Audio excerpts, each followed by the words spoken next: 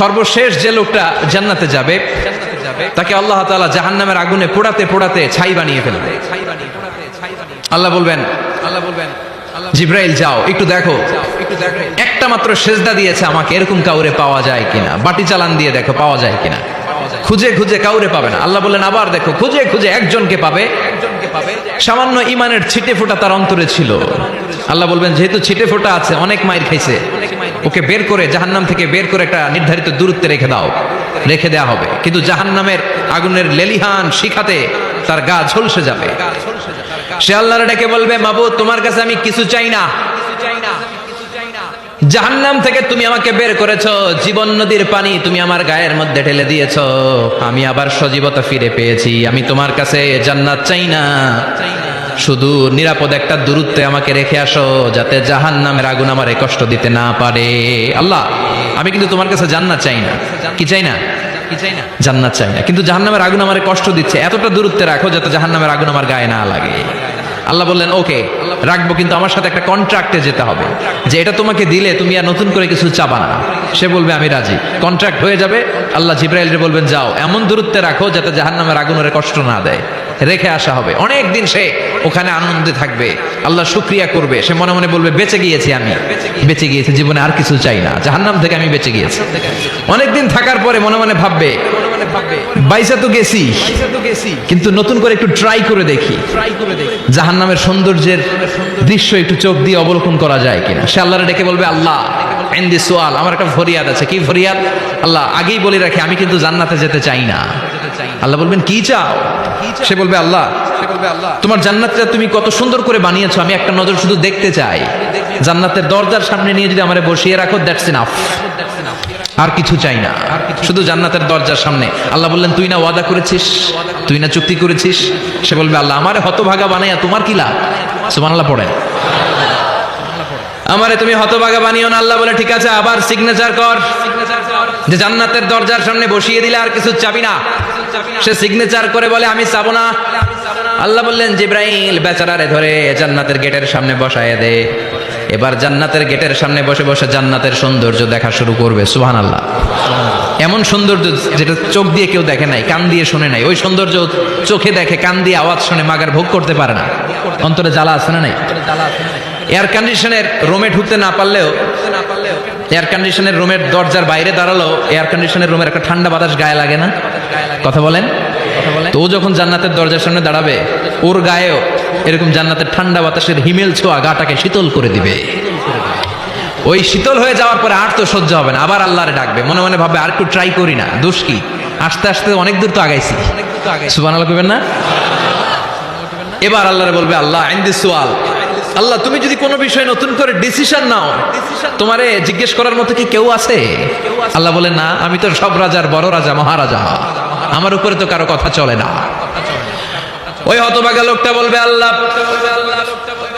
এত সুন্দর জান্নাত তুমি বানালা, চোখ দিয়ে সৌন্দর্য দেখি, কান দিয়ে আওয়াজগুলো শুনি, হুর আর গেলমান হেঁটে বেড়ায়, এত সুন্দর জান্নাত চোখ দিয়ে দেখি, ঢুকতে পারি না, আমারে কষ্ট দিয়ে তোমার কি লাভ? ও আল্লাহ আমারে তুমি মাফ করে দাও, জান্নাতের চিপার মধ্যে এক কর্নারে তুমি একটু আমারে জায়গা করে দাও। আল্লাহ বলবেন ওয়াই হাক ইবনা আদম, তোর ধ্বংস হোক হে আদম জাত, মা আগদারাকা, তোর চেয়ে বড় গাদ্দার আমি আমার সৃষ্টিকুলে কাউরে দেখি নাই, কারণ তুই আমার সাথে চুক্তি করিস আর চুক্তি ভঙ্গ করিস। আল্লাহর রহমতের দরিয়ায় তখন জোশ খেলে যাবে, ওর আকুতি মিনতি চাহনি আল্লাহর রহমতের দরিয়ার মধ্যে জোশ লাগিয়ে দিবে। আল্লাহর দয়া হয়ে যাবে, মায়া হয়ে যাবে। আল্লাহ বলবেন ঠিক আছে জান্নাতে যা। লোকটা এবার এক দৌড়ে জান্নাতের ভিতরে ঢুকে যাবে। লোকটার দৌড় দেখে আবার লোকটারে আল্লাহ ডেকে বলবে একটু দাঁড়া, একটু দাঁড়া, জান্নাত তো দিছি, তো দৌড় দিলি কেন? সুবহানাল্লাহ কইবেন না? লোকটি বলবে আল্লাহ প্ল্যান তো আমি কম করি নাই, এত চেষ্টার ফলে আমি আসতে পারছি, আবার যদি তুমি বাইর করে দাও, এই জন্য এক দৌড়ে এমন চিপার মধ্যে লুকামো যাতে তুমি আমার না দেখো। আবার আল্লাহর রহমতের দরিয়ায় জোশ খেলে যাবে। আল্লাহ কাছে ডাকবে, কাছে আয়। ও গোলাম, তোর কি মনে চায় আমারে বল, আজকে তুই চাইতে থাক, আমি দিতে দিতে তোর মনের সব আশা পূরণ করে দেব। লোকটা খুশি হয়ে বলবে, আল্লাহ আমারে এটা দাও, বাড়ি দাও, গাড়ি দাও, নারী দাও, এটা দাও, ওটা দাও, একের পর এক চাইতে থাকবে, আল্লাহ সব তারে দিতে থাকবে। চাইতে চাইতে লোকটার সব চাওয়া যখন শেষ, সে বলবে, আল্লাহ আর আমার চাওয়ার কিছু নাই। আল্লাহ বলেন নো। এত তাড়াতাড়ি যে তুমি খেলা শেষ করতে পারবা না মনু, আমার সাথে তোমার এই খেলা আরো লম্বা সময় চলতে হবে, তোমার অনেক কিছু চাইতে হবে। তুই আজকে চাইতে চাইতে তোর সব চাওয়া আমার কাছে বলবি, আর আমি দিতে দিতে তোর জীবন ধন্য করে দেব। সে আবার চাইতে শুরু করবে, আল্লাহ এটা দাও, ওটা দাও, ওটা দাও, আল্লাহ দিতে দিতে সব দিবে। এরপরে বলবে, আল্লাহ মাফও চাই, দোয়াও চাই, আর চাওয়ার কিছু নাই। আল্লাহ বলবেন, তাই ঠিক আছে, তোরে আমি জান্নাতে ঢুকাই দিলাম, তবে মনে রাখিস তোর জান্নাতটা হবে সবচেয়ে ছোট জান্নাত, আর তোর জান্নাতটা হবে এই পৃথিবীর 10 গুণ। চিল্লায় এখন সুবহানাল্লাহ। বুখারীর বর্ণনা, আখিরু মান দাখালাল জান্নাহ, যে লোকটা সর্বশেষ অনেক মাইর খাইয়া রিমান্ডে থাকার পরে জান্নাতে ঢুকবে, তার জান্নাতটা যদি পৃথিবীর 10 গুণ হয়, তাহলে আমাদের সবাইরে ফেরদাউসে ঢুকাতে আল্লাহর কোনো সমস্যা আছে? চিল্লায় বলেন, সমস্যা আছে? এজন্য আমরা আল্লাহর কাছে কোন জান্নাত চাই? কথা বলেন। রব্বুল আলামিন বলেন, ওয়াসিকাল্লাযীনা ইত্তাকাউ রাব্বাহুম ইলাল জান্নাতি যুমারা হাত্তা ইযা জাউহা ওয়া ফুতিহাত আবওয়াবুহা ওয়া ক্বালা লাহুম খাজানাতুহা সালামুন আলাইকুম তিবতুম ফাদখুলুহা খালিদিন। সুবহানাল্লাহ পড়েন। আমরা এবার জান্নাতে ঢুকবো। সব জান্নাতীদেরকে নিয়ে আল্লাহ তাআলা বলবেন, ও ফেরেশতারা, আমার জান্নাতীদেরকে তোমরা ওয়েল রিসেপশন দিয়ে, রেড কার্পেট রিসেপশন, লাল গালিচার সংবর্ধনা দিয়ে জান্নাতে নিয়ে যাও। ফেরেশতারা পেছন থেকে আল্লাহকে যারা ভয় করে জান্নাতের উপযুক্ত হয়েছে সবাইকে নিয়ে জান্নাতে ছুটবে। ওমিয়া, কোন প্রোগ্রামে যদি মন্ত্রী আসে, মেম্বার অফ দ্য পার্লামেন্ট আসে, কিংবা প্রধানমন্ত্রী আসে, ওনার শুভাগমন উপলক্ষে আমরা অনেকগুলো ওয়েলকামিং রিসেপশন গেট বানাই না? কথা বলেন। সুজানগরে বোধহয় বানায় টানায় না? আজকের মাহফিলের তো কয়েকটা গেট দেখলাম আমি, বানাই না আমরা? ওয়েলকামিং রিসেপশন গেট জান্নাতীদের জন্য এরকম। আপনারা যারা ফেরদাউসে ঢুকবেন, আপনাদের জন্য এরকম ওয়েলকামিং রিসেপশন গেট থাকবে। ফেরেশতারা জান্নাতীদেরকে হাঁকিয়ে হাঁকিয়ে নিয়ে চলবে, আহলান ওয়া সাহলান মারহাবান বিকুম, কংগ্রাচুলেশন, আসেন আসেন আমরা সবাই মিলে জান্নাতে যাই। জান্নাতীরা আনন্দের চোটে ছুটবে আর ছুটবে, ছুটতে ছুটতে ছুটতে ছুটতে হঠাৎ করে বিশাল একটা ওয়েলকামিং রিসেপশন গেট পেয়ে যাবে। এই গেটটা যে কত সুন্দর আমি বর্ণনা দিয়ে বুঝাতে পারবো না। এই গেটের আশেপাশে ডানে বায়ে থাকবে অসাধারণ পরিবেশ, ফুলের বাগান, নাজ নেয়ামতে ভরপুর, রিফ্রেশমেন্ট, ফুড আইটেম, খাবার দাবারে ভরপুর, এত চমৎকার জায়গা। এই জায়গাটারে জান্নাতীরা দেখে জান্নাত মনে করে ওইখানেই বসে যাবে। জান্নাতীরা মনে করবে এটাই জান্নাত, জান্নাতকে মজা লেলো, জান্নাত তোমারই হে, চলো আমরা খাওয়া দাওয়া শুরু করি, ফুর্তি শুরু করি। খাওয়া দাওয়া শুরু করবে। ফেরেশতারা বলবেন, no, you are absolutely wrong, আপনারা ভুল করছেন, এটা জান্নাত না, এটা জান্নাতের গেট। দিল্লি কা লাট্টু হে, দিল্লি বহুত দূর হে। দিল্লির লাট্টু খাইবার শখ, তো দিল্লি যাইতে হবে, তো এখানে তো দিল্লির লাট্টু পাওয়া যায় না, ঠিক কিনা? ও জান্নাতীরা, জান্নাতের মজা নিতে চাও, এটা তো জান্নাত না, জান্নাতের গেট। জান্নাতীরা আবার এই জায়গা ছেড়ে হাঁটতে শুরু করবে। হাঁটতে হাঁটতে হাঁটতে হাঁটতে দ্বিতীয় ওয়েলকামিং রিসেপশন গেটের সামনে এসে জান্নাতীরা ফেরেশতাদেরকে আর জিজ্ঞেস করে না যে এইটা না সামনে, ওরা এতটা নিশ্চিত যে এইটা তো জান্নাত না হয়ে পারেই না, কারণ এইটা আগেরটার চেয়ে অনেক বেশি সুন্দর। হিউজ স্পেস, অ্যামেজিং প্লেস, অসাধারণ জায়গা। জান্নাত মনে করে আবার খাওয়া দাওয়া শুরু। ফেরেশতারা আবার বলবে, you are absolutely wrong man, the paradise is far away, জান্নাত তো অনেক দূরে, এটা ওয়েলকামিং রিসেপশন গেট। দিল্লি কা লাট্টু হে, দিল্লি বহুত দূর হে। আসল জিনিস খাইতে চাইলে সামনে যাইতে হবে। আবার জান্নাতীরা ছুটবে, যেতে যেতে যেতে যেতে 3 নাম্বার গেটের সামনে আসবে। এবার 100% নিশ্চিত, 3 নাম্বার গেটে এসে সবাই 100% কনফার্ম যে এটা জান্নাত না হয়ে পারেই না। লেটস চিয়ার, চলো এবার চিয়ার করি। কি করি? আনন্দ উৎসব করি। ফেরেশতারা বলবে, না, ভুল করছেন, এটাও না, জান্নাত সামনে। সুবহানাল্লাহ পড়ে। 3 নাম্বার গেট পেরিয়ে সব জান্নাতীদেরকে নিয়ে ফেরেশতারা আসল জান্নাতের দরজায় আসবে। আসল দরজা, সুবহানাল্লাহ পড়ে। আসল দরজা দিয়ে যখন জান্নাতের ভেতরে জান্নাতীরা ঢুকবে, জান্নাত দেখে তারা অবাক, লাজবাব, থান্ডার্ড, পাজলড, সারপ্রাইজড, অ্যাস্টনিশড, অবাক করা কাণ্ড। How come, how it's possible, এত সুন্দর নেয়ামতের আলোকচ্ছটা কেমন হতে পারে? সব মানুষগুলো আনন্দের চোটে তাদের মুখ দিয়ে একটা শব্দ বের করবে, শব্দটা হলো আলহামদুলিল্লাহ। কোন সেলিব্রিটি আমাদের মডেল নয়, আমাদের মডেল হচ্ছে বিশ্বনবী, চিল্লায় বলেন ঠিক কিনা? আমাদের মডেল হচ্ছে বিশ্বনবী সাল্লাল্লাহু আলাইহি ওয়াসাল্লামের সাহাবা। আল্লাহর হাবিব সাল্লাল্লাহু আলাইহি ওয়াসাল্লাম বলেছেন, তোমরা যদি উহুদ পাহাড় সমপরিমাণ স্বর্ণ যদি আল্লাহর রাস্তায় দান করে দাও, আমার সাহাবারা যে এক মুঠ দান করেছিল ওই এক মুঠ দানের সমান হবে না।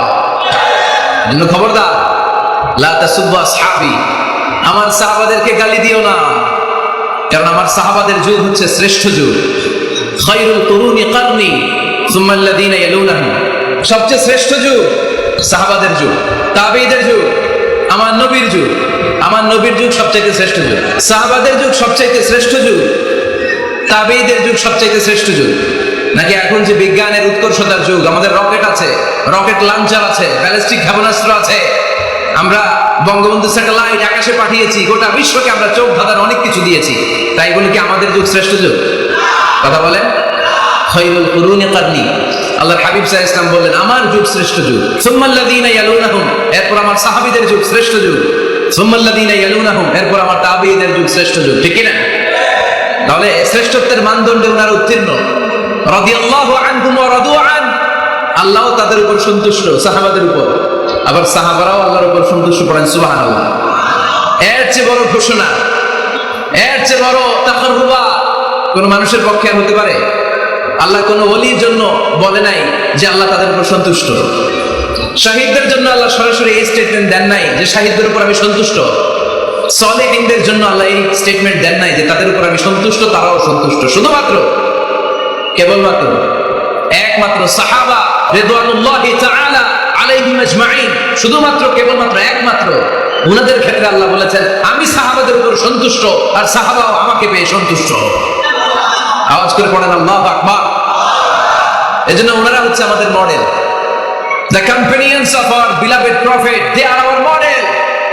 সাহাবারা আমাদের মডেল। আমরা যদি অনুকরণ করি, কাউকে ফলো করি, করব বিষ্ণু নবীকে আর বিষ্ণু নবীর সাহাবাদেরকে।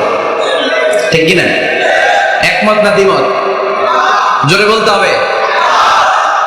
এজন্য রব্বুল আলামিন বলেন মুহাম্মাদুর রাসূলুল্লাহি ওয়াল্লাযীনা মা'আহু আশিদ্দাউ আলাল কুফফারি রুহামাউ বাইনাহুম।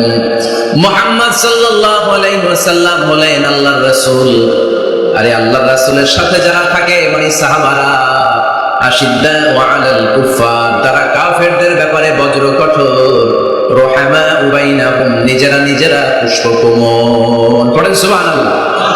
সাহাবারা কাফেরদের ব্যাপারে কি? বজ্র কঠোর। আওয়াজ করে বলতে হবে, কাফেরদের ব্যাপারে কি? বজ্র কঠোর। আর নিজেরা পুষ্পকোমল। আমরা হয়ে গেছি উল্টা, আমরা নিজেরা বজ্র কঠোর, তাই না? একজন আরেকজনের ছায়া দেখতে পারি না, একজন আরেকজনের নাম শুনতে পারি না। আমরা যে ভাই, আমরা যে মুসলিম, এটা আমরা ভুলে গেছি। ঠিক কিনা? আমাদের কোরআন কয়টা? একটু আওয়াজ করে বলতে হবে, কোরআন কয়টা? আমাদের রব কয়জন? নবী কয়জন? কাবা কয়টা? বাইতুল্লাহ কয়টা? মসজিদে নববী কয়টা? বদরের মাঠ কয়টা? উহুদের মাঠ কয়টা? কিন্তু আমাদের মধ্যে ঠেলাঠেলি আছে না নাই?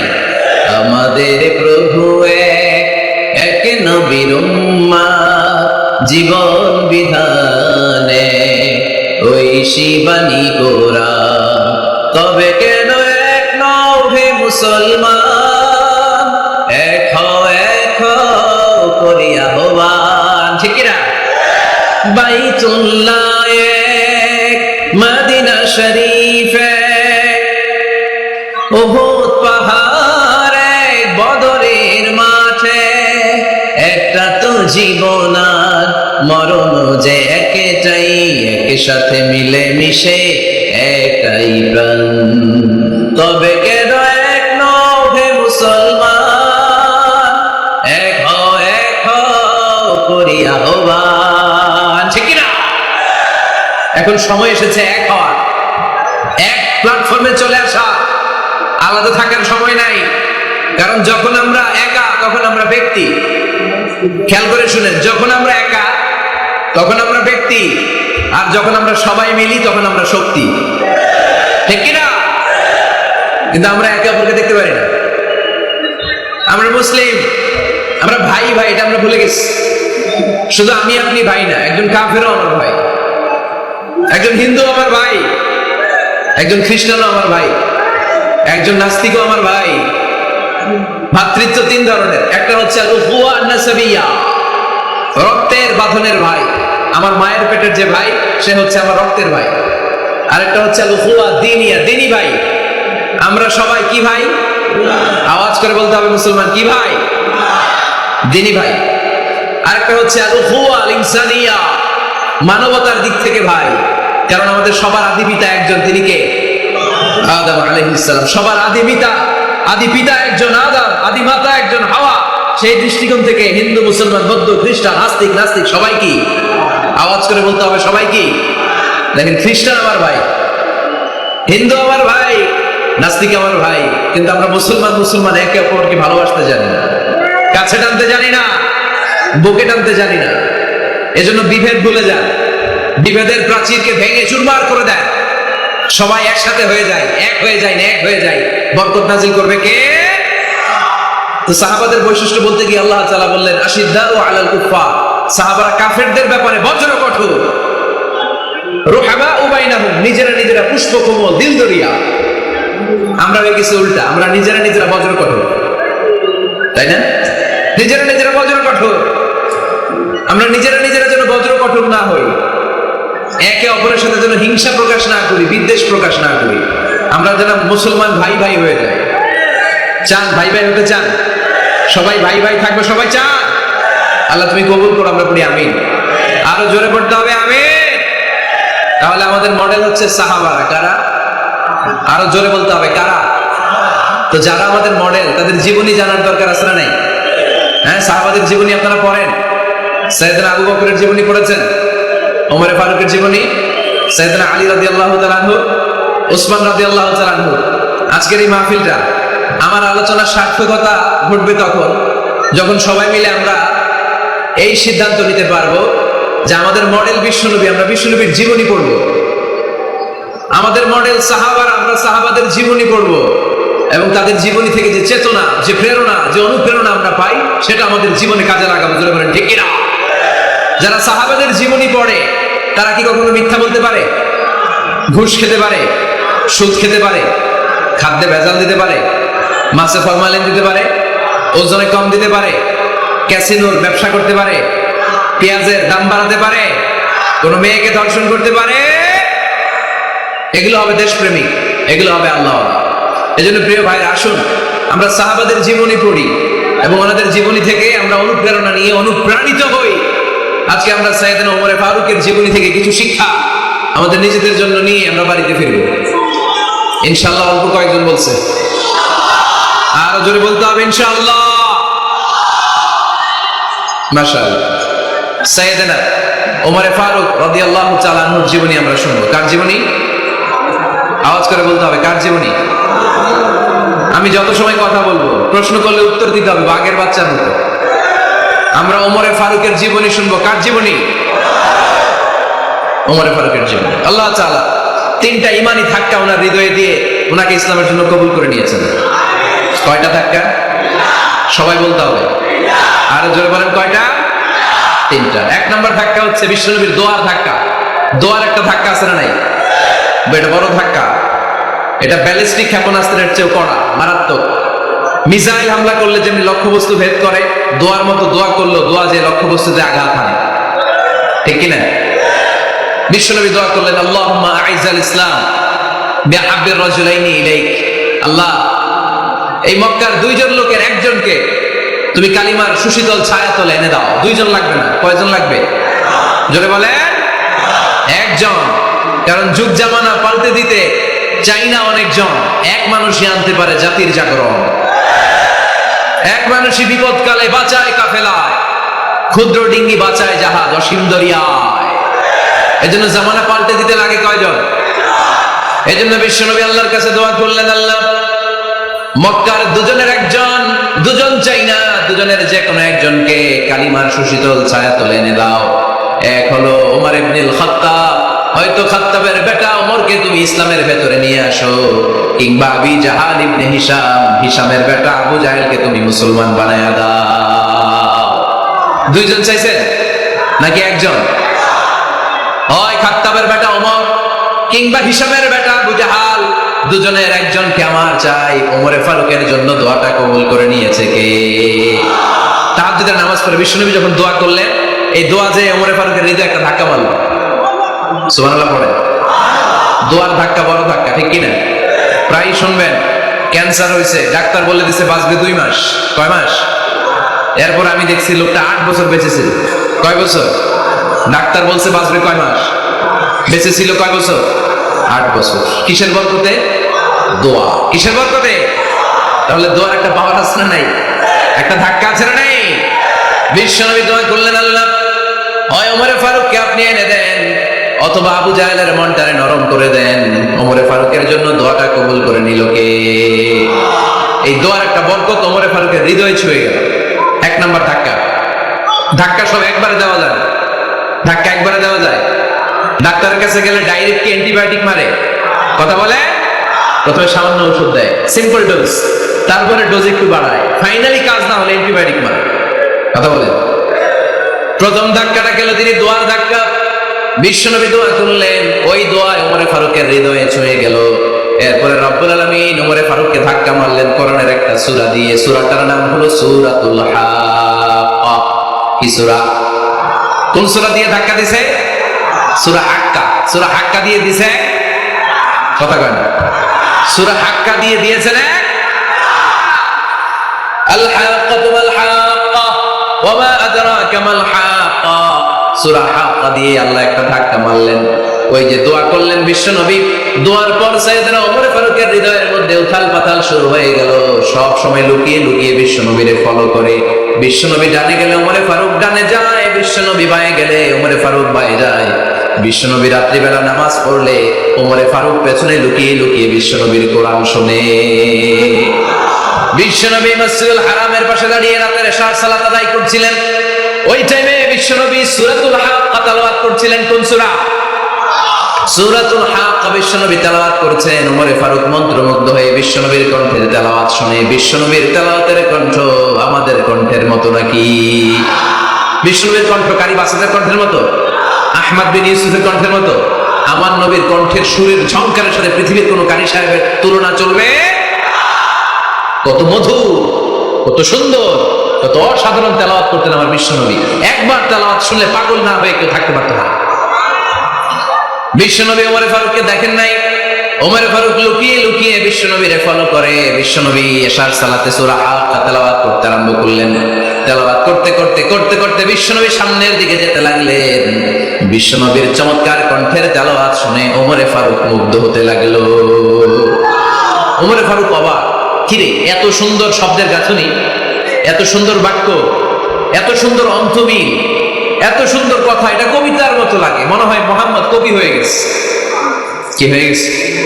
সবাই বলে মনে হয় মোহাম্মদ কবি হয়ে গেছে, কাব্য প্রতিভা দিয়ে নিজেই কবিতা বানাইছে। ওমরে ফারুক যখন মনে মনে ভাবলেন এগুলো মনে হয় মোহাম্মদ কবিতা পড়ে, মোহাম্মদ মনে হয় কবি হয়ে গিয়েছে। ইন দা মিন টাইম বিশ্বনবী তেলাওয়াত করছিলেন সূরা হাক্কা থেকে, ওয়ামা হুয়া বিকাউলি শাইরিন কলিলাম মা তুমিনুন। এই আয়াতের অর্থ হলো এটা কোনো কবির বানানো কবিতা নয়, তোমরা অল্প সংখ্যক লোকই এই কোরআনের উপরে ঈমান আনো। সুবহানাল্লাহ পড়ে। বিশ্বনবী ওমরে ফারুককে দেখছে নাকি? কথা কয় না? দেখেছে না? বিশ্বনবীর উপর তেলাওয়াত করে যাচ্ছে। ওমর ফারুক যখন মনে করলেন কিরে এই কথাগুলো এত সুন্দর, এটা মনে হয় কবিতা। ইন দ্য মিন টাইম বিশ্বনবী যে আয়াতটা তেলাওয়াত করছিলেন, কোইন্সিডেন্টলি দৈবাত মিলে গিয়েছে। ওই আয়াতের অর্থ ছিল এটা কোনো কবির বানানো কবিতা না, খুব অল্প সংখ্যকই তোমরা ঈমান আনো। এবার তো ওমর ফারুক আটকে ওঠেন। ঘটনা কি? আমি মনে মনে ভাবলাম মোহাম্মদ কবি, আর যেটা পড়তেছে এটা কবিতা, কিন্তু মোহাম্মদ আবার দেখেও নাই, কিন্তু বলতেছে এটা কবির বানানো কবিতা না। তাহলে মোহাম্মদ মনে হয় গণক হয়ে গেছে। কার মনে কি চলে না দেখেই বলতে পারে। নাউজুবিল্লাহ পড়বেন না? ওমর ফারুক এবার মনে মনে ভাবে মোহাম্মদ তাহলে কবি না, আগেরটা ভুল ধারণা আমি করেছি। মোহাম্মদ কবি নয়, মোহাম্মদ হলো গণক। আওয়াজ করে পড়েন না আউযুবিল্লাহ। মোহাম্মদ মানুষের মনে কি চলে গণনা করে সব টের পেয়ে যায়, সব বুঝতে পারে। বিশ্বনবী তখন যে আয়াতটা তেলাওয়াত করছিলেন সেটা হলো ওয়ালা বিকাউলি কাহিনিন কলিলাম মা তাযাক্কারুন। تذكرون বিষ্ণুবী তখন যে আয়াতটা তেলাওয়াত করছিলেন, এই আয়াতের অর্থ হলো এটা কোনো গণকের বানানো কথা নয়, খুব অল্প সংখ্যক লোকই তোমরা উপদেশ গ্রহণ করো। বিষ্ণুবী ওমর ফারুককে দেখে, কথা কয় না, দেখে না, কিন্তু মিলে যাচ্ছে। ওই আয়াতের পরের আয়াতটা ছিল এটা গণকের বানানো কোনো গণনা নয়, খুব অল্প সংখ্যকই তোমরা ঈমান আনো। এবার তো ওমর ফারুক বেহুশ, হায় হায়। প্রথমে ভাবলাম কবিতা, সে পড়ে যাচ্ছে না, কবির বানানো কবিতা না। এরপর মনে মনে ভাবলাম মনে হয় গণক, সে বলে না এটা গণকের বানানো গণনা নয়। তাহলে এটা কি? এটা কি কি এটা কি পড়ে মুহাম্মদ, যার কণ্ঠের তেলাওয়াত শুনলে মানুষ পাগল হয়ে যায়। বিষ্ণুবী তখন পড়তে আরম্ভ করলেন, তানজিলুম মির রাব্বিল আলামিন। এর মানে হলো এটা কবিতা না, এটা গণকের বানানো গণনা না, মানুষের বানানো কিচ্ছু না, এটা গোটা বিশ্বের রব আল্লাহ পাকের বাণী। সুবহানাল্লাহ পড়ে। এই 2 নাম্বার ডোজ করলো। প্রথম ডোজ পড়ছে দোয়ার ডোজ। প্রথম ডোজ কিসের? দোয়া। 2 নাম্বার সূরা হাক্কা দিয়ে আল্লাহ দিলেন এক ধাক্কা। এই সূরা হাক্কার ওই ঘটনার পর ওমর ফারুক তো পাগল, পাগল পড়া কি ঘটে গেল আমার সাথে ওই দিন, আমি মনে মনে যা ভাবি সব মোহাম্মদ বুঝে। আল্লাহ 2 নাম্বার ডোজ দিলেন সূরা হাক্কা দিয়ে এক ধাক্কা। সুবহানাল্লাহ পড়ে। এরপর ওমর ফারুক প্রায় বিশ্বনবীর কথা ভাবেন, বিশ্বনবী কোথায় যান লুকিয়ে লুকিয়ে দেখেন। এবার রব্বুল আলামিন ভাবলেন এবার সূরা তাহা দিয়ে আমি 3 নাম্বার ডোজ দিয়ে দিব। পড়েন সুবহানাল্লাহ। এবার 3 নাম্বার ডোজ পাবেন, কিন্তু শয়তান ওয়াসওয়াসা দিচ্ছে, ওমর ফারুক যাও, মক্কায় ঘোষণা হয়েছে মুহাম্মদের কল্লা এনে দিতে পারলে এত এত স্বর্ণ মুদ্রা। শয়তানের ওয়াসওয়াসায় আবার ভুল পথে হাঁটতে লাগলেন সাইয়েদনা ওমর। নাঙ্গা তরবারি নিয়ে বিশ্বনবীর মাথা কাটার জন্য বের হয়ে গেলেন। বনু জাহারা গোত্রের একটা লোক বলে, ওমর তুমি কোথায় যাও? ওমরে ফারুক বলেন, মুহাম্মাদের কল্লা কাটার জন্য যাচ্ছি। পড়েন নাউজুবিল্লাহ। আবু জাহারা গোত্রের লোক বলে, তুমি মুহাম্মাদের কল্লা কাটতে যাও? আরে তোমার বোন ফাতিমা বিনতে খাত্তাব আর তোমার বোনের জামাই সাঈদ, এরা তো দুজন কালিমা পড়ে মুসলমান হয়ে গেছে। আরে মুহাম্মাদের কল্লা পরে কেটো, আগে ঘর সামলাও। যে ওমর, আগে ঘর সামলাও, পরে তুমি মুহাম্মাদের কল্লা কাটতে যাও। ওমরে ফারুক রেগে গেলেন, রাস্তা ঘুরিয়ে বাড়ির দিকে চলতে আরম্ভ করলেন। রাগে তিনি গড়গড় করছেন। ওমরে ফারুকের বোন ফাতিমা বিনতে খাত্তাব, বোনের জামাই সাঈদ, তাদের দুইজনকে খাব্বাব রাদিয়াল্লাহু তাআলা আনহু সূরা তাহা ঘরের ভিতরে তেলাওয়াত করে শোনাচ্ছিল। পড়েন সুবহানাল্লাহ। সূরা তাহা দিয়ে আল্লাহ একটু করে ধাক্কা মারবে আরেকটা। ওমর ফারুক যখন আসলেন, ওমর ফারুকের আওয়াজ শুনে খাব্বাব রাদিয়াল্লাহু তাআলা আনহু লুকিয়ে গেলেন। ওমর ফারুক দরজার মধ্যে কড়া নাড়লেন। বোন বলে, কে তুমি? সাইয়েদনা ওমর বললেন, আমি ওমর। খুলে দেওয়া হলো। ঘরের ভেতরে ঢুকেই কথা নাই বার্তা নাই, নিজের আপন বোনকে মারতে শুরু করলো ওমর। বোন জামাইকে আঘাত করতে শুরু করলো। মারতে মারতে নিজের কলিজার টুকরা বোনকে, বোনের জামাইকে সাইয়েদনা ওমর ফারুক পিটাতে পিটাতে রক্তাক্ত করে ফেললেন। গা দিয়ে ফিনকি বের হয়ে যখন রক্ত বের হয়, সাইয়েদনা ওমর ফারুকের দিলের মধ্যে মায়া তৈরি হয়ে যায়। সাইয়েদনা ওমর ফারুক বললেন, আমার কলিজার টুকরা বোন আর বোন জামাই, তোরা কেন মুহাম্মাদের কথায় পাগল হলি? বুঝলাম না কেন মক্কার লোকগুলো পাগল পড়া হয়ে সব মুহাম্মাদের দলে চলে যায়। কি এমন কথা মুহাম্মদ তোদের শোনায়, কি এমন বাণী তোদের শোনায় যে বাণী শুনে সব তোরা মুহাম্মাদের দলে চলে গেলি? কি আছে মুহাম্মাদের কাছে? কি কি জাদুটা? কি কি জাদু পেলি সেখানে? আমার একটু দেখা। বোন ফাতেমা বলে, না ভাই, ইন্নাকা রিজিস, তুমি নাপাক, লা ইয়ামাসসুহু ইল্লাল মুতাহহারুন, পাক পবিত্র না হয়ে আল্লাহর এই কালামে স্পর্শ করা যায় নাকি? আওয়াজ করে বলেন, স্পর্শ করা যায়? ভাই তুমি গোসল করে আসো, তাহলে তোমার হাতে তুলে দিব, তুমি পড়লেই বুঝতে পারবা কি আছে আল্লাহর এই কোরআনে। সুবহানাল্লাহ পড়েন। সাইয়েদনা ওমর ফারুক গোসল করে আসলেন। বোন এবার সূরা তাহা চামড়ার মধ্যে সূরাতু তাহার কিছু অংশ লিখে খাব্বাব রাদিয়াল্লাহু তাআলা আনহু লুকিয়েছিলেন ওনার হাত থেকে। সূরা তাহার অংশটা নিয়ে সাইয়েদনা ওমর ফারুকের বোন ওমর ফারুকের হাতে দিয়ে বলল, ভাই তুমি আসার আগে এই অংশটা সবাই মিলে তেলাওয়াত করছিলাম। ওমর ফারুকের হৃদয়টা তখন একেবারে নরম, কারণ আগে ধাক্কা খাইছে কয়টা? জোরে বলতে হবে। প্রথম ধাক্কাটা কিসের? হ্যাঁ, দোয়া। দ্বিতীয়টা হাক্কা, সূরার নাম হাক্কা দিয়ে দিয়েছেন আল্লাহ, ধাক্কা। এবার দিল সূরা তাহার ধাক্কা। ওমর ফারুক হাতে নিলেন। খুব ভালো আরবি জানতেন, চমৎকার আরবির অর্থ বুঝতেন, কারণ আরবি ভাষাভাষী মানুষ। হাতে নিয়ে নজর দেওয়ার পরে ওনার চোখ দিয়ে দাঁড় দাঁড় করে পানি বের হয়ে গেল। ওমর ফারুক আয়াতগুলোর দিকে তাকিয়ে পড়তে আরম্ভ করলেন। তাহা মা أنزلنا عليك القرآن لتشقى إلا تذكرة لمن يخشى تنزيلا ممن خلق الأرض والسماوات العلى পড়েন সুবহানাল্লাহ। উনি পড়তে আরম্ভ করলেন তাহা মা আনজালনা আলাইকাল কুরআনা লিতাশকা, এই কোরআনকে হতভাগা জাতি হিসেবে থাকার জন্য তোমাদের উপর নাজিল করি নাই। তানজিলাম মিম্মান খালাকাল আরদা ওয়াস সামাওয়াতিল উলা, এটা ওই রবের পক্ষ থেকে, ওই সত্তার পক্ষ থেকে নাজিল হয়েছে যেই রব জমিন তৈরি করেছেন, যেই রব বিশাল সুবিশাল আকাশ তৈরি করেছেন। সুবহানাল্লাহ পড়েন। সূরা তাহা এই চমৎকার অসাধারণ শব্দ গাঁথনি দিয়ে এই আয়াতগুলো যখন পড়তে আরম্ভ করলেন, ওমরে ফারুক আর নিজের উপর ব্যালেন্স রাখতে পারলেন না, আর ধরে রাখতে পারলেন না। এবার ডাইরেক্ট অ্যাকশন। এবার কি 3 নাম্বার ধাক্কা খেয়ে, সূরা তাহার ধাক্কা খেয়ে আর সামলাতে পারলেন না, পাগলের মতো হয়ে গেলেন। বলতে আরম্ভ করলেন আইনা মুহাম্মদ, মুহাম্মদ কোথায়? সাইয়েদনা খাব্বাব বললেন বিশ্বনবী সাফা পাহাড়ের পাদদেশে দারুল আরকাম ইবনে আবিল আরকামের ঘরে বসে বসে লুকিয়ে লুকিয়ে কোরআনের দাওয়াত দিচ্ছে। ওমর, তুমি যদি মুহাম্মদ সাল্লাল্লাহু আলাইহি ওয়াসাল্লামের দেখা পেতে চাও তাড়াতাড়ি দারুল আরকামের ঘরের দিকে ছুটে যাও। ওমরে ফারুক তলোয়ার নিয়ে ছুটলেন, পাগলের মতো ছুটলেন, আর ধৈর্য ধারণ করতে পারেন না। বিশ্বনবীর নূরানী চেহারাটা একবার দেখার জন্য পাগলের মতো ছুটতে আরম্ভ করলেন। ওমরে ফারুককে দারুল আরকামের কাছে আসতে দেখে বিশ্বনবীর চাচা হামজা ইবনে আব্দুল মুত্তালিব এসে বলে, নবী তাড়াতাড়ি দারুল আরকামের ঘর থেকে আপনি পালিয়ে অন্য কোথাও চলে যান। ওই যে ওমর ইবনে খাত্তাব নাঙ্গা তলোয়ার নিয়ে আপনার উপর আক্রমণ করার জন্য ছুটে আসছে গো নবী। বিশ্বনবী বললেন, ও আমার সাহাবারা, ও আমার চাচা হামজা, সবাই আপনারা সরে যান, ওমরে আসতে দেন, ওমরে বাধা দিন না। কারণ কিছুদিন আগে তাহাজ্জুদের নামাজ পড়ে আমি আল্লাহর কাছে একটা বিশেষ দোয়া করেছি, আমার মন বলছে ওই দোয়াটা আল্লাহ কবুল করতে শুরু করেছে। ওমর ফারুক চলে আসলেন, এসে কোনো কথা নাই, চিৎকার দিয়ে বললেন আশহাদু আল্লা ইলাহা ইল্লাল্লাহ ওয়া আশহাদু আন্না মুহাম্মাদান আবদুহু ওয়া রাসূলুহু, আমি সাক্ষ্য দিলাম আল্লাহ এক, অদ্বিতীয়, আল্লাহ ছাড়া কোনো ইলাহা নাই, নিশ্চয় আপনি মুহাম্মদ আল্লাহর বান্দা এবং রাসূল। সুবহানাল্লাহ পড়েন। এই কালেমা শাহাদাতের ভেতরে আল্লাহর কথা, আমার নবীর কথা ঢুকিয়ে দিয়েছে কে?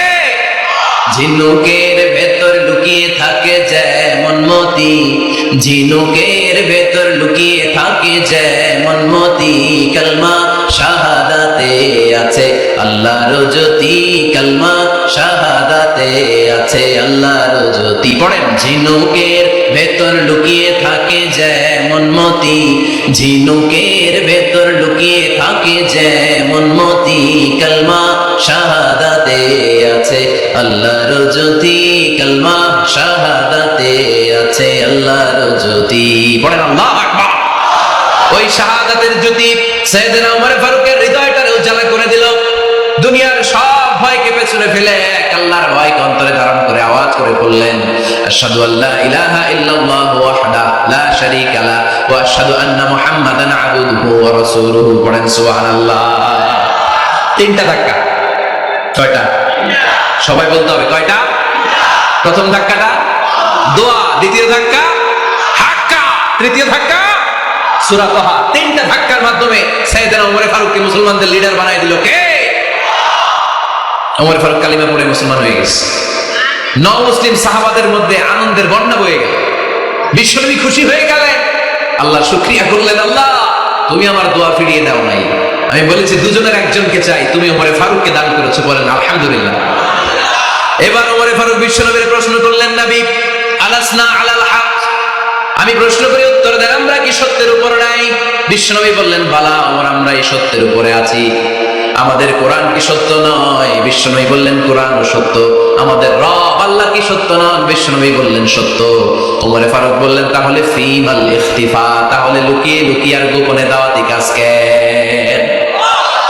আপনি সত্য নবী, কোরআন সত্য কিতাব, আমার রব আল্লাহ সত্য, আর আমি ওমর কালিমা পড়ে মুসলমান হয়ে গিয়েছি, তাহলে ফিমাল ইখতিফা, আর লুকিয়ে লুকিয়ে কোরআনের দাওয়াত দিবেন কেন? বের হন, মক্কার শহরের মাঝখানে চলে আসেন, চিৎকার করে আমরা আল্লাহর নামের ঘোষণা দেব। বিশ্বনবী ডেকে বললেন, না ওমর, এটা মাক্কি জীবন, ও ওমর, এটা মাক্কি জীবন, এখানে দাওয়াতি কাজ করবো লুকিয়ে লুকিয়ে আস্তে আস্তে। আল্লাহ যখন আমাদেরকে বিজয়ী করে দিবেন তখন আমরা প্রকাশ্যে দাওয়াত দিলে কোনো সমস্যা নাই। সাইয়েদনা ওমর ফারুক বলেন, না ও নবী, আমার উপর ছেড়ে দেন, আমি দেখবো আপনি আমারে শুধু মক্কার জামিনে একটা মিছিল দেওয়ার অনুমতি দেন। কিসের অনুমতি? আল্লাহর নামের তাকবীর দেওয়ার অনুমতি দেন। বিষ্ণু বললেন, ঠিক আছে, সাবধানে তাকবীর দিও। ওমর ফারুক তাকবীর দেওয়ার জন্য লোক খুঁজতে আরম্ভ করলেন। মুসলিম 11 জন সাহাবাকে খুঁজে পেলেন। কয়জন? ওমর ফারুক বললেন 11 জনই চলবে। 11 জনকে 2 লাইন করলেন। কয় লাইন? পিছনে 6 জন, সামনে 5 জন। পিছনের লাইনের নেতা বানিয়ে দিলেন বিশ্বনবীর চাচা হামজা ইবনে আব্দুল মুত্তালিবকে। প্রথম লাইনের 5 জনের নেতৃত্ব দিতে আরম্ভ করলেন সাইয়েদনা ওমর ফারুক নিজেই। 2 লাইন তাকবীর দিতে জানলে বেশি মানুষ লাগে না, 10 জন দিয়ে গোটা বিশ্বটারে কাঁপিয়ে দেওয়া যায়। 11 জন, 6 আর 5। ওমর ফারুক সামনে দাঁড়ালেন। ওমর ফারুক সামনে দাঁড়িয়ে এবার আল্লাহর নামের স্লোগান দিবেন।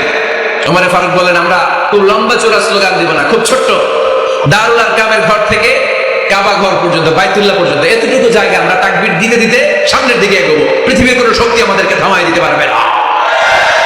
ওমর ফারুক তখন এক বাক্যের একটা ভাষণ দিলেন। কয় বাক্যের?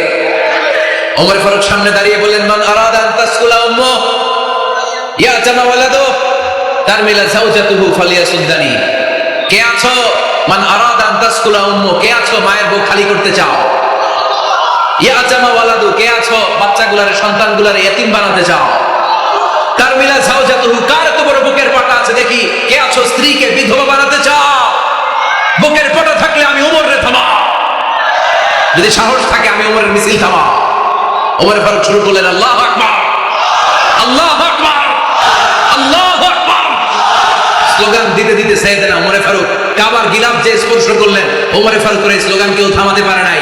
কিয়ামত পর্যন্ত এই আল্লাহর নামের স্লোগান কেউ থামাতে পারবে না। চিল্লায় বলো ঠিক কিনা?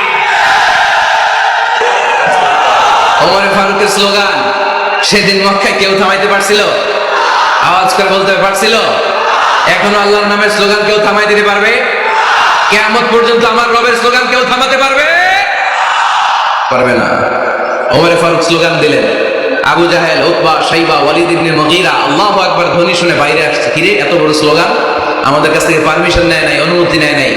অনুমতি নেওয়া ছাড়াই স্লোগান শুরু। বের হয়ে দেখে মিছিলের সামনে ওমর।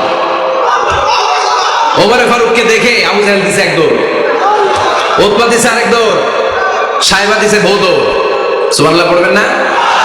এজন্য ওমর বেশি লাগে না, ওমর লাগে একজন। চিল্লায় বলতে হবে, ওমর ফারুক লাগে কয়জন? একজন। ওমরই গোটা বিশ্বের চেহারা পাল্টে দিতে সক্ষম। চিল্লায় বলে ঠিক কিনা? গোটা বিশ্বে মুসলমানদের আছে করুণ অবস্থা।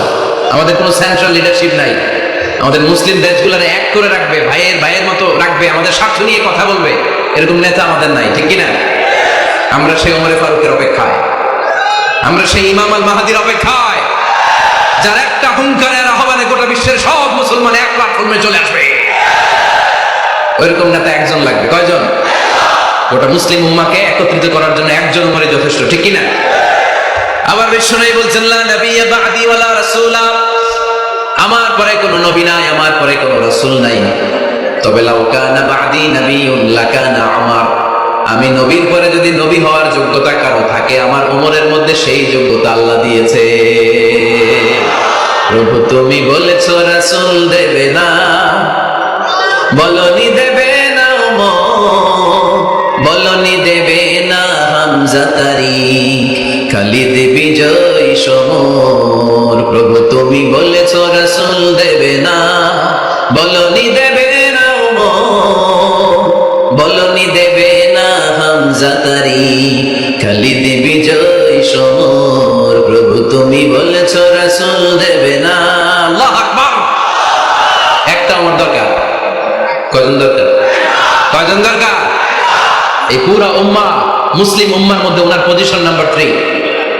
ওমর ফারুকের পজিশন নাম্বার 1 নম্বর পজিশন বিশ্বনবী সাল্লাল্লাহু আলাইহি ওয়াসাল্লাম। দ্বিতীয় পজিশন আবু বকর। 3 নম্বর পজিশন সুবহানাল্লাহ পড়বেন না?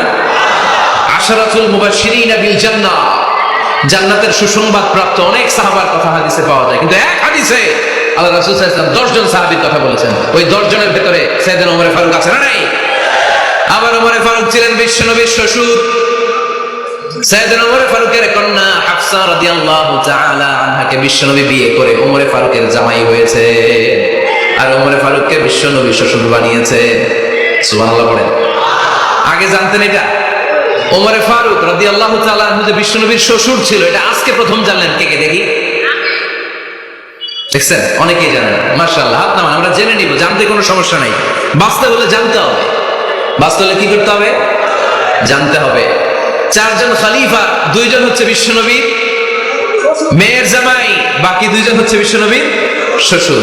সাইয়েদনা উসমান রাদিয়াল্লাহু তাআলা আনহুর কাছে বিশ্বনবী সাল্লাল্লাহু আলাইহি ওয়াসাল্লাম দুই কন্যাকে বিয়ে দিয়েছে। বিশ্বনবী সাল্লাল্লাহু আলাইহি ওয়াসাল্লামের মোট কন্যা চারজন। কয়জন?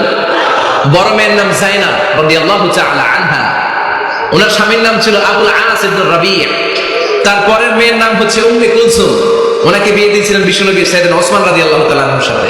উম্মে কুলসুম রাদিয়াল্লাহু তাআলা আনহার ইন্তেকালের পরে আরেক মেয়ে রুকাইয়াকে বিশ্বনবী সাইয়েদনা ওসমানের কাছে আবার বিয়ে দিয়ে দিলেন। সুবহানাল্লাহ পড়ে। আর সবচেয়ে ছোট্ট কন্যা ফাতেমা রাদিয়াল্লাহু তাআলা আনহাকে বিয়ে দিয়ে দিলেন নিজের চাচাতো ভাই সাইয়েদনা আলী রাদিয়াল্লাহু তাআলা আনহুর সাথে।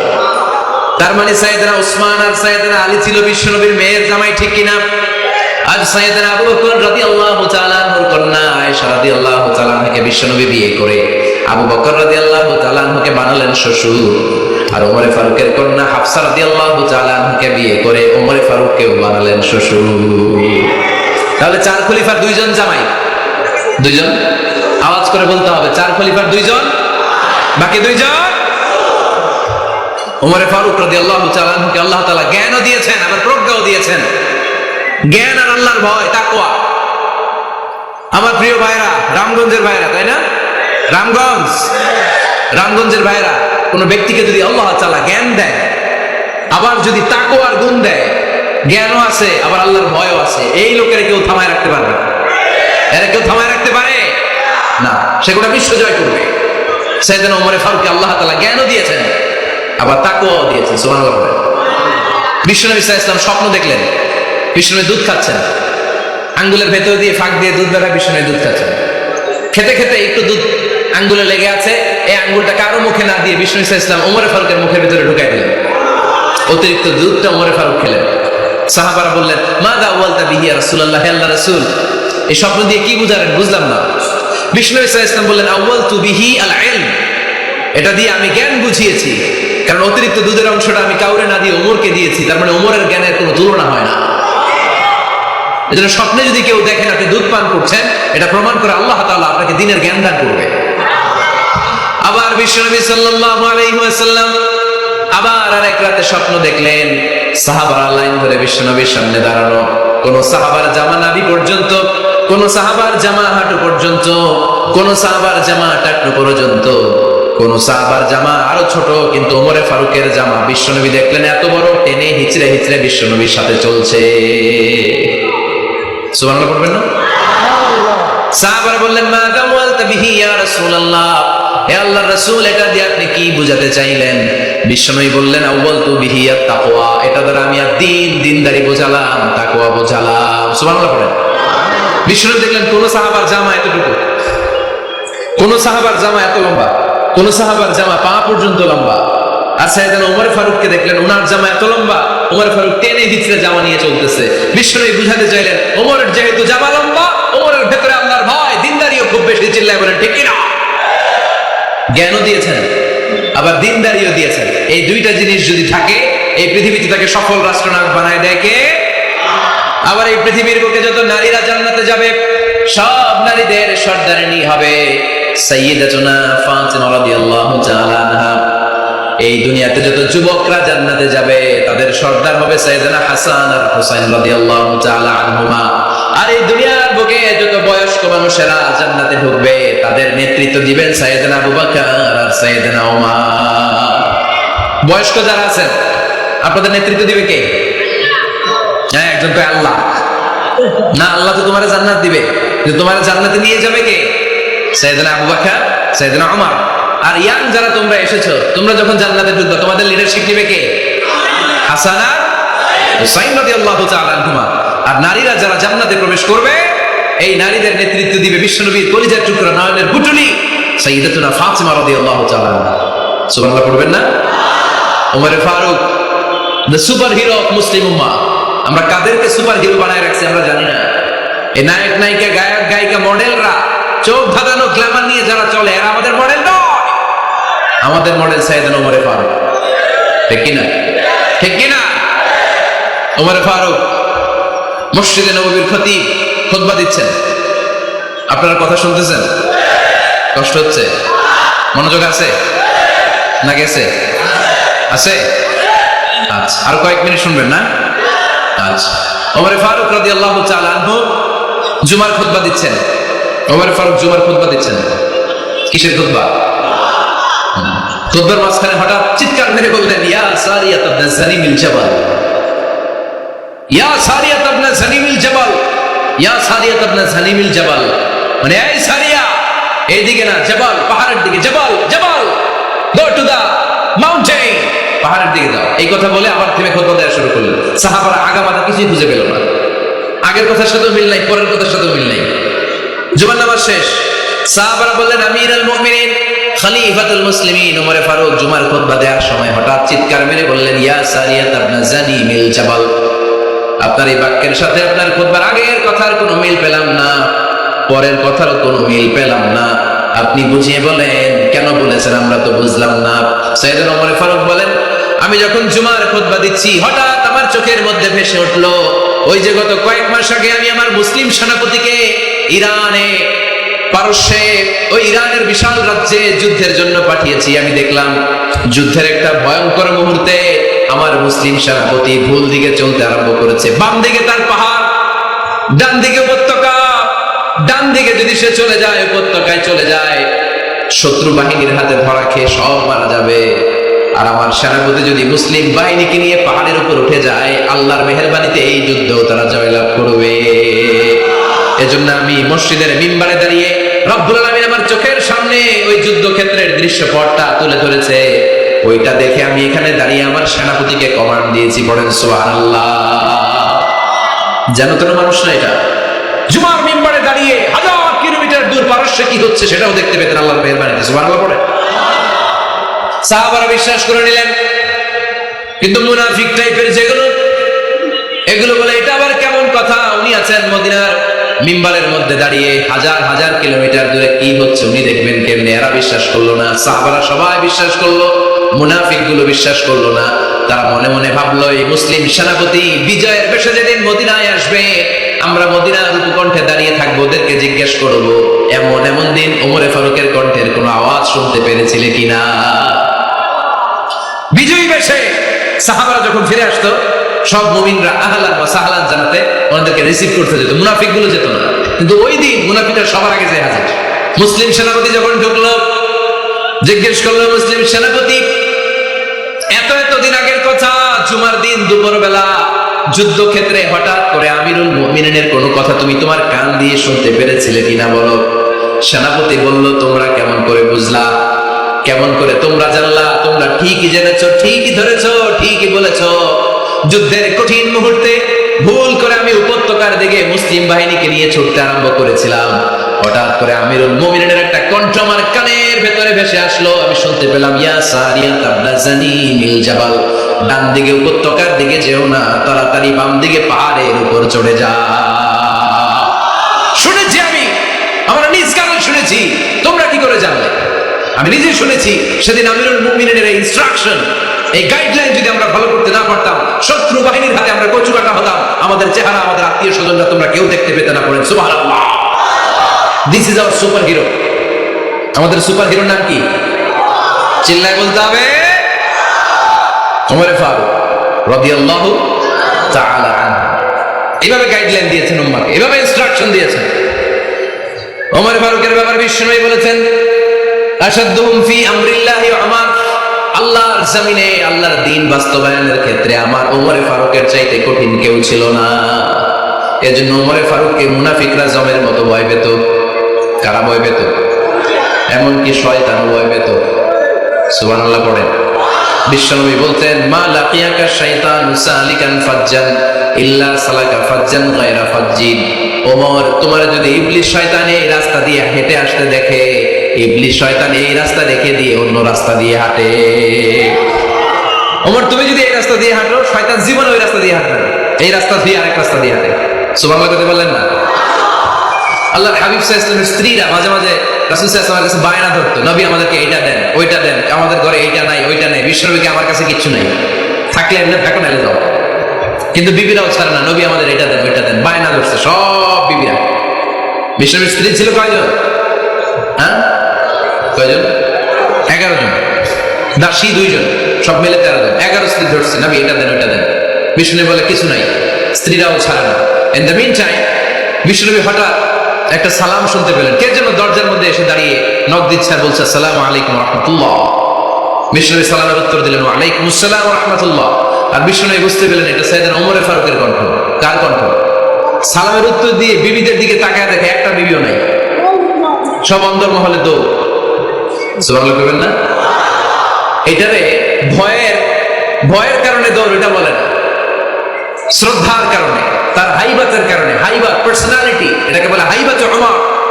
ওমর ফারুকের হাইবাত, পার্সোনালিটি এত স্ট্রং ছিল, ওনাকে দেখলেই মানুষ ভয় পেত। ইসলামের জন্য ভয়। সুবহানাল্লাহ করতে হবে।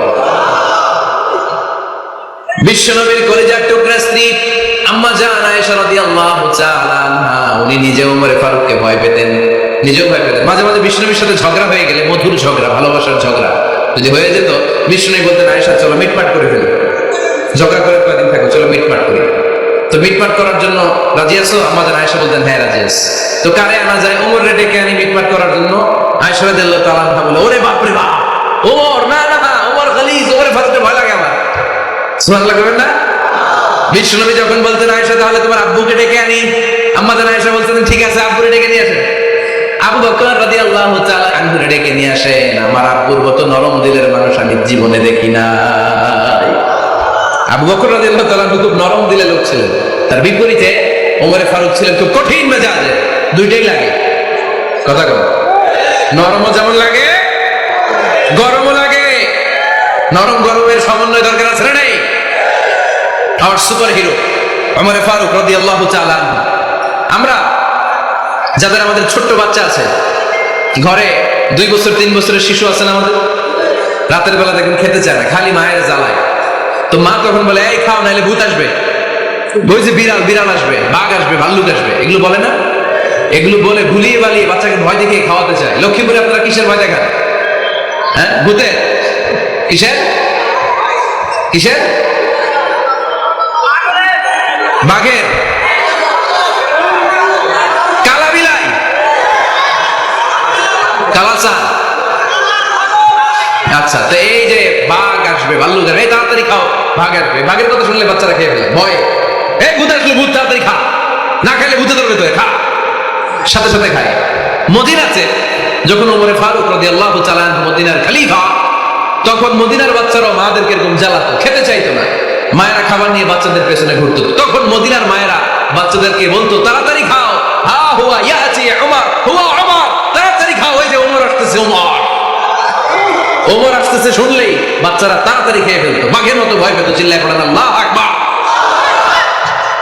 মুসলিম ইতিহাসে প্রথম চিফ জাস্টিস আবু বকর রাদিয়াল্লাহু তাআলা আনহু যখন খলিফা, চিফ জাস্টিস বানিয়ে দিয়েছেন ওমর ফারুককে।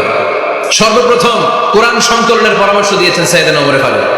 এই যে কোরআন 114 সূরা 30 পারা, আগে কিরকম ছিল? কথা কমে কেন? আগে গাছের পাতায় লেখা ছিল, পশুর চামড়ায় লেখা ছিল, ওটের হাড্ডির মধ্যে লেখা ছিল কোরআন। এভাবে যখন হাফেজে কোরআন সাহাবারা শহীদ হতে আরম্ভ করলো, এক যুদ্ধে টানা 70 জন হাফেজে কোরআন সাহাবা নিহত হলেন, শহীদ হলেন। ওমর ফারুক তখন আবু বকর রাদিয়াল্লাহু তাআলা আনহুর কাছে যেয়ে বললেন, আবু বকর আপনি কোরআন জমা করেন, সব কোরআনের কপিগুলো একসাথে করে এরকম একটা কোরআন করেন। আবু বকর বললেন না, আমার নবী যেটা করেন আমি এটা করতে পারি না। কিন্তু ওমর ফারুক ছাড়েন, আর এটা করেন, করলে ভালো হবে, গোটা মুসলিম উম্মাহ উপকৃত হবে। বারবার সাইয়েদনা আবু বকর রাদিয়াল্লাহু তাআলা আনহুকে এত জোরাজুরি করতেছিলেন, অবশেষে আবু বকর রাদিয়াল্লাহু তাআলা আনহু বললেন, ওমর ফারুকের জোরাজুরিতে এই কাজের জন্য আল্লাহ তাআলা আমার হৃদয়টারে খুলে দিলেন। আল্লাহ আমার হৃদয়ের ভিতরে ইলহাম করে দিলেন, আর আল্লাহ বুঝাতে চাইলেন, আবু বকর ওমরের কথাই শোনো, ওমর যেটা বলে তেমনটাই করো। কারণ ওমর ফারুককে বলা হয় মুহাদ্দিস। কি বলে? সবাই বলেন কি বলে? মুহাদ্দিস নামিয়া। মুহাদ্দিস মানে যে হাদিস বিশারদ, আর মুহাদ্দিস মানে যার মুখ থেকে আল্লাহর কথাগুলো বের হয়। আল্লাহ কি বলতে চায়, আল্লাহ তাআলা ওই কথাগুলো, ওই ভাবনাগুলো ওই লোকের মুখ দিয়ে বের করে দেয়। জোরে বলেন সুবহানাল্লাহ। বিশ্বনবী বললেন লিকুল্লি উম্মাতিন মুহাদ্দাস, সব উম্মতের মধ্যে আল্লাহ তাআলা একজন করে মুহাদ্দাস পাঠায়। আমার উম্মতের মধ্যে মুহাদ্দাস লোকটার নাম হলো ওমর। বিভিন্ন সময়ে ওমর ফারুক যেমনটা ভাবতেন ঠিক তেমন তেমন কোরআনের আয়াত পাঠিয়েছে কে? মদিনার সবচেয়ে বড় মুনাফিকের নাম হচ্ছে আব্দুল্লাহ ইবনে উবাই ইবনে সালুল। নাম শুনছেন? মুনাফিক চিনেন তো আপনারা? ভিতরে এক বাইরে আরেক, তার নাম সর্দার হচ্ছে আব্দুল্লাহ ইবনে উবাই ইবনে সালুল। ইন্তেকালের পরে তার ছেলে আব্দুল্লাহ এসে বলে, ইয়া রাসূলুল্লাহ, এটা চমৎকার ঘটনা, মনোযোগ দিয়ে শুনুন। ইয়া রাসূলুল্লাহ, আমার আব্বা আব্দুল্লাহ ইবনে উবাই ইবনে সালুল মুনাফিকদের লিডার, আপনিও জানেন আমিও জানি, কিন্তু আমার তো বাবা, আমার কি, আমার তো মায়া লাগে। ইয়া রাসূলুল্লাহ, আমার আব্বা ইন্তেকাল করেছে, আপনার গায়ের একটা জামা খুলে দেন। কি খুলে দেন? এই জামাটা দিয়ে আমার বাবারে দাফন দেব, আর আপনি যে আমার বাবার জানাজার নামাজের ইমামতি করবেন, আসেন। ওমর ফারুক বললেন, না, আপনি যাবেন না। বিশ্বনবী দয়ার নবী, মায়ার নবী, রহমতের নবী, মায়া লেগে গেছে। আব্দুল্লাহ চোখের পানি দেখে যেতে আরম্ভ করলেন। ওমর ফারুক বললেন, খবরদার, নবী যাবেন না। বিশ্বনবী যাওয়ার জন্য রওনা হলেন। ওমর ফারুক বিশ্বনবীর জুব্বা টেনে ধরলেন। সুবহানাল্লাহ। কোন আমাদের দেশে কি বলতাম আমরা, বেয়াদবি করছে না? না, সম্পর্কটা এমন ছিল। ওমর ফারুক জুব্বা টেনে ধরেছেন। তখন আল্লাহ আয়াত নাযিল করলেন, ইস্তাগফির লাহুম আও লা তাস্তাগফির লাহুম ওয়া ইন তাস্তাগফির লাহুম ৭০ মাররাতান ফালাই ইয়াগফিরুল্লাহু লাহুম। বিশ্বনবী ওমর ফারুককে সরিয়ে দিয়ে জুব্বাটা হ্যাচকা টান মেরে জানাজার নামাজের ইমামতি করে আসলেন। আসার সাথে সাথে ওমর ফারুকের পক্ষে আল্লাহ আয়াত নাযিল করলেন, নবী, ইস্তাগফির লাহুম আও লা তাস্তাগফির লাহুম, আপনি মুনাফিক সর্দারের জন্য ক্ষমা চান কিংবা না চান, জুব্বা দেন কিংবা কাঁদেন, যাই করেন না কেন, ৭০ বার যদি এই মুনাফিক সর্দারের জন্য আপনি ক্ষমা চান, আমি আল্লাহ আপনার এই দোয়া কবুল করব না। খবরদার, এটাই ফার্স্ট, এটাই লাস্ট। আর কোন মুনাফিকের জানাজা দিতে আপনি যাবেন না। ওমর ফারুকের পক্ষে কোরআনের আয়াত নাযিল করেছে কে? ওইরকম ওমর আমাদের কয়টা লাগবে? চিল্লায় বলতে হবে কয়টা? কারণ সাইয়েদনা ওমর ফারুক আমাদের অনুপ্রেরণা, সাইয়েদনা আবু বকর আমাদের অনুপ্রেরণা, হামজা আমাদের অনুপ্রেরণা, সাইয়েদনা বেলাল ইবনে রাবাহ আমাদের অনুপ্রেরণা। নায়ক নায়িকা, গায়ক গায়িকা আমাদের অনুপ্রেরণা নয়। এজন্য আমরা সাহাবীদের জীবনী পড়ব। রাজি আছেন? আওয়াজ করে বলেন আল্লাহ। আরো জোরে বলেন আল্লাহ। নবীর সাহাবারা আমাদের মডেল। আমরা যেন সাহাবাদের দেখানো পথে মতে থাকতে পারি, চলতে পারি, আমল করতে পারি, সমাজটাকে পরিবর্তন করতে পারি। তুমি তৌফিক দাও, আমিন। আরো জোরে পড়ি আমিন। আমরা যারা সাহাবাদের জীবনী পড়ি, ওমর ফারুকের জীবনীতে এরকম অসাধারণ অনেক অনুপ্রেরণা আপনি খুঁজে পাবেন। সাইয়েদনা আবু বকরের জীবনী থেকে অনেক অনুপ্রেরণা আপনি খুঁজে পাবেন। এগুলো আপনার ঈমানকে চাঙ্গা করবে, আল্লাহর পথে অটুট থাকতে আপনাকে সহায়তা করবে। রাজি আছেন তো সবাই?